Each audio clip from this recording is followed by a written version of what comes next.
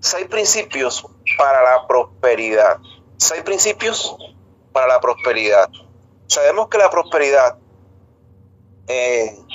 Dios se la da a ciertas personas cuando la van a saber para usar bien para su honra y para su gloria, hablando dentro del cristianismo, ¿no? Porque en el mundo hay mucha gente que han prosperado y prosperan cada día. Y bueno, quizás en este tiempo nosotros podemos decir que no debemos pensar en prosperidad, hablando económicamente, pero es una bendición cuando nosotros, Dios nos prospera y podemos tener para ayudar a otras personas. Y sobre todo hoy cuando vivimos en un mundo donde hay tanta necesidad, todos los días hay necesidad. Y qué bueno es que cuando hay una necesidad, nosotros podamos contribuir en algo, en cualquier cosa. Yo no sé si yo les contaba la experiencia que acá murió un hermanito que lo habíamos rescatado y él vivía casi solo, el señor vivía casi solo, y un grupo de oración que se ha formado acá en la iglesia, bueno, pues lo visitó, lo evangelizó y se bautizó, pero 3 meses después el señor se enfermó y murió. El señor no tenía ningún seguro, no tenía nada. Entonces la iglesia se puso al frente, se dieron recursos, pero también se hizo una colecta en el pueblo y bueno, se le pudo recoger algo de dinero para traer el cadáver de allá de Cincelejo para acá y para ayudarle a comprar el ataúd. Entonces siempre se van a estar presentando estas necesidades y qué bueno es que el Señor nos haya bendecido, ¿cierto? Para que nosotros tengamos y podamos colaborar.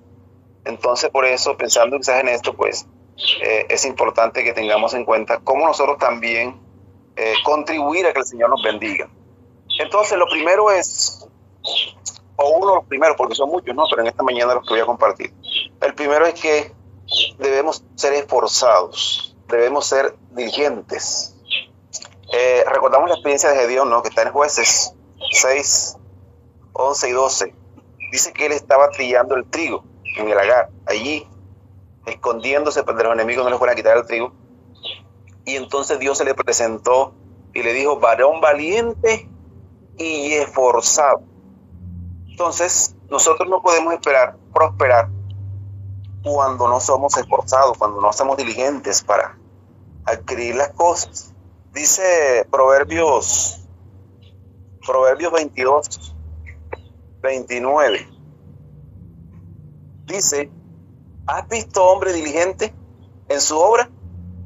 Delante de los reyes estará, no estará delante de los hombres impíos. Entonces, ¿has visto hombre esforzado en su obra?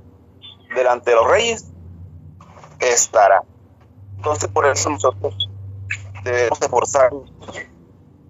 Y sobre todo en este tiempo cuando el facilismo forma parte de la humanidad y la gente siempre está buscando lo fácil. La gente no quiere esforzarse, la gente no quiere madrugar, la gente no quiere sacrificarse. Toda la palabra de Dios dice que debemos esforzarnos. También nos advierte acerca de la pereza, ¿no? El mismo libro de Proverbios 6, vamos a leer en Proverbios 6. Bueno, yo que estoy acá en el campo, pues conozco mucho esa experiencia. Dice: ve a la hormiga, oh perezoso. Mira a la hormiga, sus caminos, y sé sabio, la cual no teniendo capitán, ni gobernador, ni señor, prepara en el verano su comida, y la recoge en tiempo la siega, y en tiempo de siega recoge su mantenimiento. Y luego dice: perezoso, ¿hasta cuándo has de dormir? ¿Cuándo te levantarás del sueño? Un poco de sueño, un poco de dormitar, y cruzarás un poco las manos para reposo. Así vendrá tu necesidad como caminante y tu pobreza como hombre armado. Entonces el Señor nos pone las hormigas como ejemplo. Las hormigas arrieras trabajan en grupo y estas hormigas a mí me llaman la atención porque cuando es verano, el sol está muy caliente, ellas no salen, pero si la luna sale, trabajan aún en la noche, se levantan de noche y trabajan de noche y alimentan o acumulan su alimentación para que cuando llegue el invierno ya tienen suficiente provisión en sus casas, ¿no? Podemos decir. Entonces, a veces nosotros somos perezosos, no nos esforzamos. Ahora, esto también lo podemos aplicar aún en el área espiritual. Bueno, quizás en este grupo podemos decir que somos personas esforzadas porque nos levantamos temprano para estudiar la palabra de Dios, para orar. Y bueno, dice un dicho callejero, podemos decir un propio callejero, que el que madruga, Dios le ayuda. Entonces, mis queridos, debemos ser esforzados. Hoy estamos viviendo una crisis de pereza, de no querernos esforzar. Y bueno, el trabajo del campo no es fácil, el trabajo del campo es duro. Y hoy en esta región y en muchas regiones, pues, se está padeciendo de obreros que quieran trabajar en el campo y la gente no quiere trabajar en el campo. Y acá, por ejemplo, en Magallanes se vio la experiencia que solamente la gente que va al campo son las personas de la época mía, ya personas que pasamos de los 50, ¿no? Pero las nuevas generaciones ya no quieren ir al campo. Van un ratico, es más, no quieren practicar las cosas del campo, porque bueno, el enemigo ha hecho su obra, donde se dice que para que tú salgas adelante, tienes que salir del campo.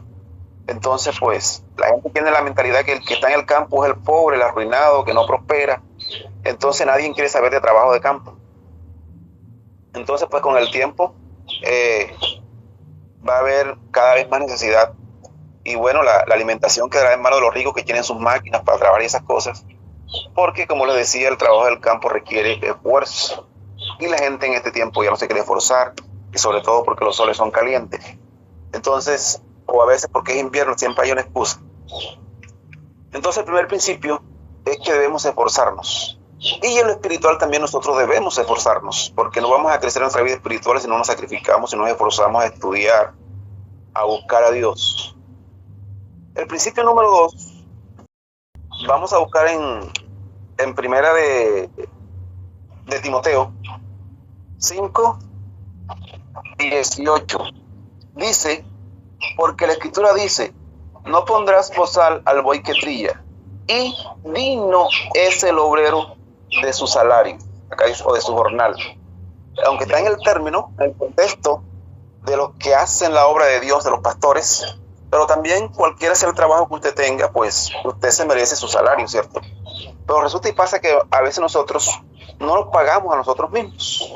Y si usted es una persona que todos los días se gana el sustento, supongamos que usted le pagan 50,000 pesos, pero esos 50,000 pesos que usted le pagan en el día, usted se los gasta, todos 50. Usted los está pagando a sí mismo. Si usted se está pagando a sí mismo, usted por lo menos debe sacar de los 50,000 pesos, 5,000 pesos todos los días. Ese es su pago y usted lo va a guardar. Yo hice aquí una pequeña suma. Supongamos que usted todos los días ahorra 3,000 pesos, porque no trabaja los 365 días. Solamente si trabaja 317, supongamos que todos los meses tengan 4 sábados, usted va a trabajar solamente 317 días. Si usted esos 317 días ahorra 3,000 pesos, tendrá el año ahorrado 951,000 pesos. Y si esos 951,000 pesos usted los pone a ganar el 3%, va a ganar 28,530 pesos mensual.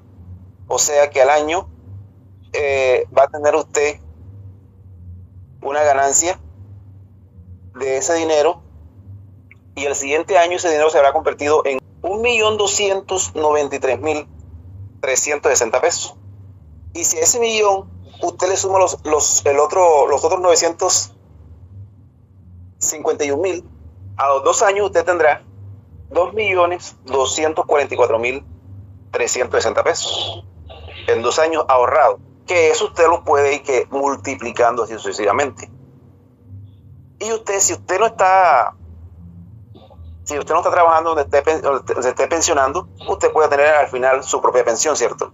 Porque es muy triste que uno, por ejemplo, llegue a la edad donde tenga 65, 70 años y usted todavía tenga que salir a trabajar el día fuertemente, no tenga ningún ahorro, no tenga nada, porque no supo hacer un plan de ahorro. Entonces nosotros debemos pagarnos a nosotros mismos, no debemos comernos todo lo que nos ganamos todos los días. Entonces eso es otro principio, páguese a usted mismo y tendrá al final tendrá un ahorro. Principio número 3. Clasifique sus necesidades. Clasifique sus necesidades. Hay que priorizar cuáles son nuestras verdaderas necesidades, cuáles son las necesidades que son indispensables, ¿cierto? Y en el libro de Mateo encontramos en el capítulo 6, el Señor nos muestra cuáles son nuestras necesidades.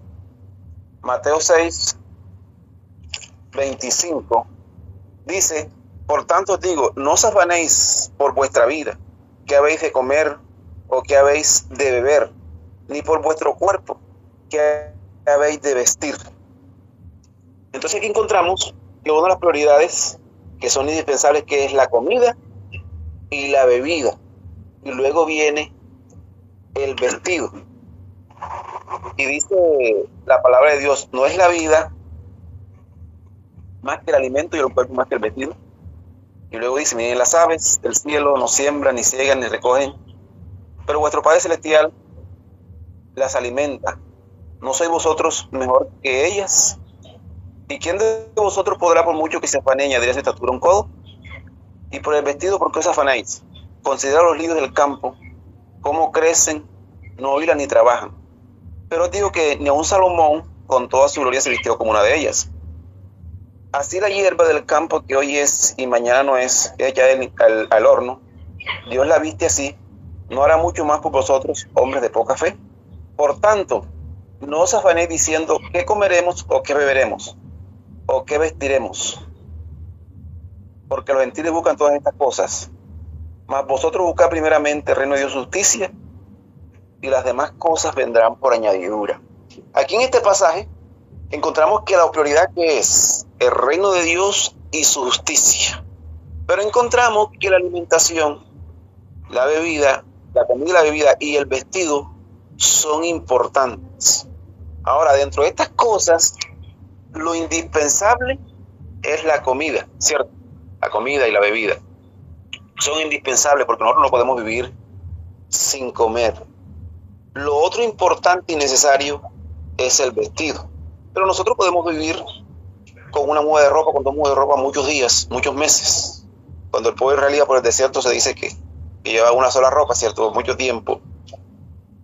Hay otra prioridad que es importante y es la casa, un lugar donde vivir. Pero usted puede vivir mucho tiempo también sin una casa. Entonces, nosotros tenemos que tener un orden de prioridades. ¿Qué es lo indispensable? Pero hay veces que nosotros queremos que, por el gusto, porque queremos algo, nos metemos en problemas con cosas que no son indispensables. Y en este tiempo, por ejemplo, conocemos personas que teniendo un celular, pero como salió uno de alta gama, vienen y lo sacan fiado, o de pronto un carro, de pronto una casa, y se meten en problemas, porque una de las cosas que no es bueno es que nosotros nos metamos en créditos, aunque a veces lo hacemos por algunas circunstancias que es necesario, ¿no? Pero una de las experiencias que yo he aprendido, yo no voy a decir que soy un comercial, pero sí he estado bastante tiempo en los negocios. Y bueno, por acá por Macayé pues, había unas personas vendiendo medicamentos y traían un frasco de remedio, por ejemplo, en 120,000 pesos. Y ahorita yo estoy vendiendo remedios naturales y yo encuentro que esa medicina es bastante económica y que ellos la están vendiendo casi 4 veces, con el cuento de que se la vienen a cobrar usted semanalmente, pero se la están cobrando 4 veces. Entonces yo prefiero juntar el dinero y voy y compro y me ahorro un poco de dinero. Ayer vino un señor aquí que sacó una lavadora fiada. Bueno, no conocemos su necesidad, pero la lavadora la está pagando por 1.430.000 pesos. Y resulta y pasa que yo voy al mercado, al centro, y la lavadora vale 700,000 pesos, 650,000 pesos. Se la está pagando 2 veces. Entonces, tiene que ser un negocio muy brillante, una necesidad que sea necesaria. Por ejemplo, de pronto usted va a poner un negocio y necesita una nevera. Usted saca la nevera porque es para un negocio, pero a veces solamente por el lujo de que voy a tener una nevera nueva, usted la agarra a crédito y entonces tiene problemas y no va a tener entonces para tener un pequeño ahorrito, ahorrar. Entonces, clasifiquemos nuestras necesidades, cuáles son nuestras prioridades, qué cosas son indispensables, qué cosas son necesarias y qué cosas son las que yo las quiero tener. Número 4, no gaste más de lo que gana. Es otro problema que tenemos nosotros, los seres humanos, y a veces ganamos lo suficiente, pero como ganamos lo suficiente, gastamos más de eso. Yo tengo un familiar muy cercano que él tiene un buen sueldo, pero nunca tiene para prestarme, siempre dice que no tiene plata. Y bueno, en una oportunidad yo saqué un crédito en el banco y yo le presté a él. Y él es un empleado público, él gana dinero, pero nunca tiene. Entonces uno se da cuenta que, bueno, mi esposa fue maestra durante algún tiempo y una de las cosas que yo veía era eso, que a veces uno cuando gana un sueldito bueno, entonces se hace compromisos más grandes. Entre más gana, más compromisos se hace. Vamos a ver qué dice Filipenses 4:12. Nosotros no sabemos de memoria Filipenses 4:13, pero Filipenses 4:12 a veces no lo sabemos. Dice, sé tener escasez y sé tener abundancia. En todo y por todo estoy enseñado, así para hartura como para hambre, para tener abundancia como para tener necesidad. El apóstol había aprendido a vivir cualquiera fuera la circunstancia. Entonces nosotros también debemos aprender a manejar las circunstancias, a manejar nuestros recursos de acuerdo a lo que tenemos y no gastar más de lo que ganamos, porque siempre vamos a vivir sobregirado. Miren lo que dice 1 de Timoteo 6:8. Así que teniendo sustento y abrigo, estemos contentos con esto. Porque los que quieren enriquecerse caen en tentación y lazo y en muchas codicias necias y dañosas que hunden a los hombres en perdición y muerte. Entonces, debemos nosotros a gastar de acuerdo a lo que tenemos, no gastar más de lo que no tenemos. Quinto principio, invierta en activos, no en pasivos. Debemos invertir en ¿qué? En activos. Cuando yo llegué aquí a Macayepo, las tierras estaban baratas. Y bueno, yo vendí una casita que tenía en Cincelejo, que no la quería, la gente no quería que la vendiera, mi familia, los amigos. ¿Cómo es posible que tú vas a vender la casa? Bueno, yo vendí la casa y la vendí por 10 millones y compré una tierrita por 11 millones. Y bueno, ahorita hace unos 2 o 3 años atrás teníamos una necesidad y iba a vender la tierra, pero bueno, alcancé a vender 2 hectáreas de tierra y las vendí por 30 millones. Entonces hubo ganancia. Eran 6 hectáreas que compré por 11, vendí 2 por 30, me quedaron 4. Entonces, cuando nosotros invertimos en activos, tenemos la oportunidad de que nuestro dinero crezca. Vamos a leer en Mateo 13:44. Además, el reino de los cielos es semejante a un tesoro escondido en un campo, el cual hallándolo un hombre lo esconde y gozoso por ello va y vende todo lo que tiene y compra aquel campo.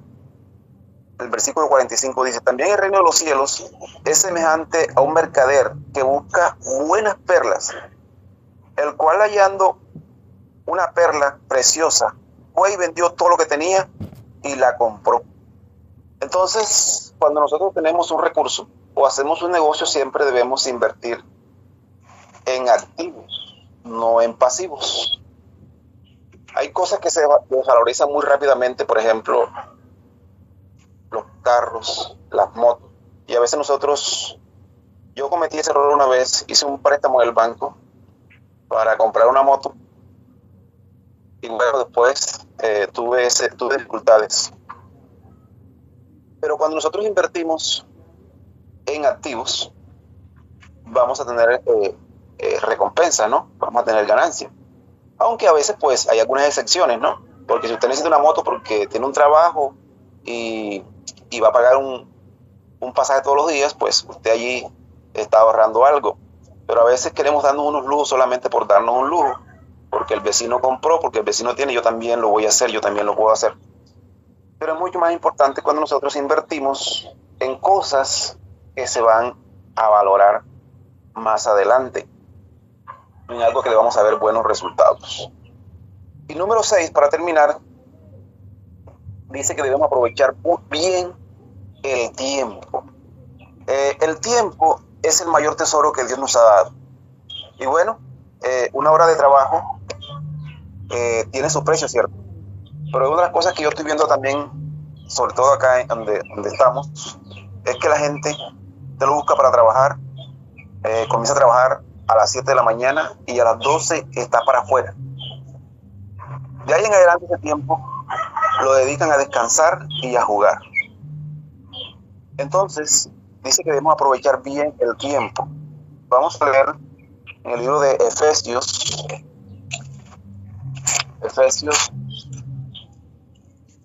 el capítulo 5, Efesios 5, dice, mirad pues que no andéis mirad pues que andéis con diligencia, no como necios, sino como sabios, redimiendo el tiempo, porque los días son malos. Por tanto, no seáis insensatos, sino entendiendo de cuál sea la voluntad del Señor. Entonces debemos que aprovechar bien el tiempo. Nosotros, si somos 2 o 3, nos ponemos de acuerdo con alguien y podemos trabajar, por ejemplo, 2 horas, 3 horas o 1 hora, pero debemos aprovechar cada momento para trabajar, para invertir, ya sea en lo material, pero también en lo espiritual.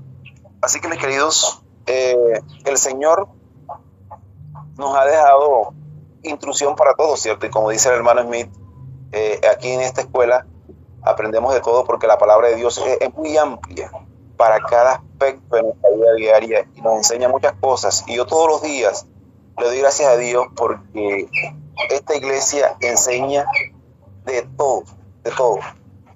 Nosotros si no aprendemos porque somos diligentes. Yo les decía a ustedes que yo solamente estudié 4 años, porque mi papá no se interesó en colocarnos al colegio porque mi papá nunca fue al colegio. Y bueno, le da gracias a Dios cuando uno sale, porque la gente le pregunta, bueno, ¿y dónde estudió usted? ¿Dónde aprendió tal cosa? Y yo digo, bueno, yo lo he aprendido en la iglesia, con la Biblia, porque la Biblia nos enseña todas las cosas que nosotros necesitamos saber. Entonces, hoy más que nunca nosotros necesitamos conocer cada aspecto que nos puede ayudar en nuestra vida para que podamos vivir diferente y podamos ser instrumentos que honremos y glorifiquemos el nombre de Dios con cada talento que el Señor nos concede. Así que en esta mañana el Señor nos ayude para que estos principios puedan ser prácticos en nuestra vida diaria y podamos ser prosperados en todas las cosas, como dijo el apóstol Juan, amado. Yo deseo que tú seas prosperado en todo y que tengas salud. El Señor nos bendiga, mis hermanos.